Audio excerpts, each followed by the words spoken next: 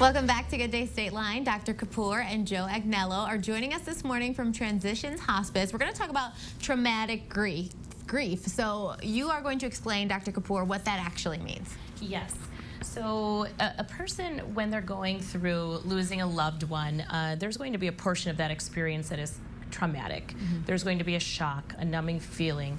For those of us who have experienced that, that experience shuts off the emotional part of your brain so that you feel somewhat powerless and helpless in that moment, and it's almost like the fight or flight response becomes triggered and you're frozen. So that dictates the type of response that we should have to those individuals who have just lost somebody, which usually is dictated by really just being there for them and being present for them. So, Joe, tell us a little bit about how we can identify trauma and or PTSD. Well, PTSD is often associated with soldiers, with combat veterans, because that's when the phrase got coined by Bessel van der Kolk back in the 60s. He started working on it. By the 1980s, that was a diagnosis. And we identify it because a person who's in PTSD is hypervigilant. They sit in the corner of the room. They don't want anybody behind them. They can't sleep at night. They're nervous. They have these thoughts that just intrude, no matter what they're doing, just intrude into their consciousness. And that's what happens to a person who has PTSD. Now, I can tell some beautiful stories about having worked with veterans, because I've worked with over 2,000 of them in my whole life, not in a week, but over a lifetime.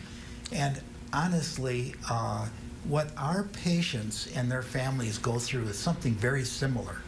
I asked them, were you there when your loved one died? Yes, I saw him. I was powerless. I couldn't help him. And I watched my father dying. I've watched my wife losing consciousness. And they go berserk as they're telling me. But here's what's happening when they're telling me that. I'm sitting right there with them. I'm comforting them with my voice and with my touch, not words. Actually, when they're recounting the story, they can't even think clear. So I don't use words. I don't try to talk to them, counsel them, advise them, or preach to them. So what I do is nonverbal. And by giving them comfort as they're reliving the experience of their trauma, actually they pull through. They modify their experience. It's as amazing as that. So I look for the signs and the symptoms.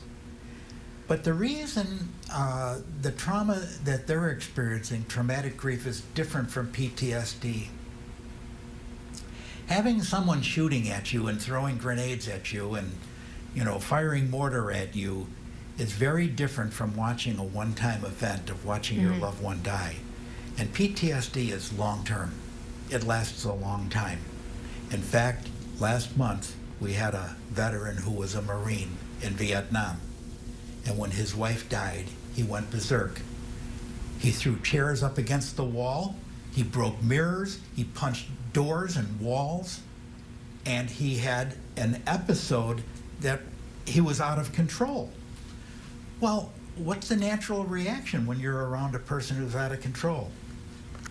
You want to run away from him. You don't want to help him. You want to get away from a guy like that.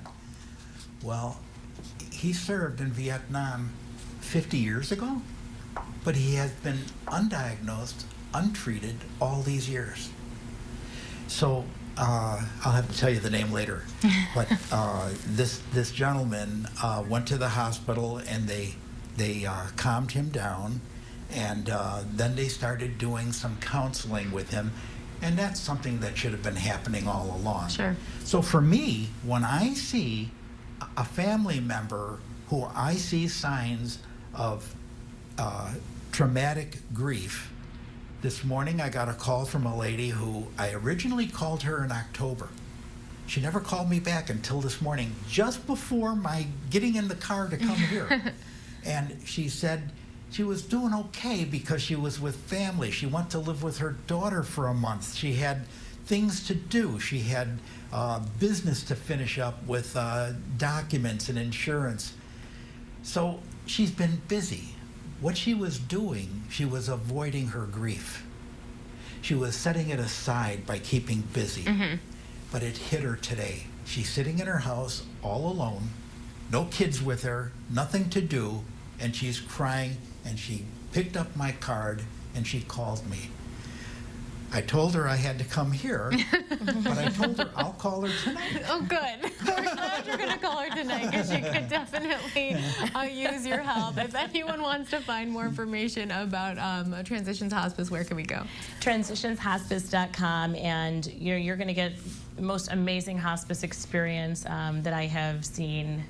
So, perfect. We'll go right there. Thank you. We have one more session with Dr. Kapoor and Joe for you next month. We're going to talk about good grief. But next on GDS, we're getting caffeinated at Meg's Daily Grind, and later showing you an incredible machine that's helping patients recover from anxiety and depression without medication. We'll be right back.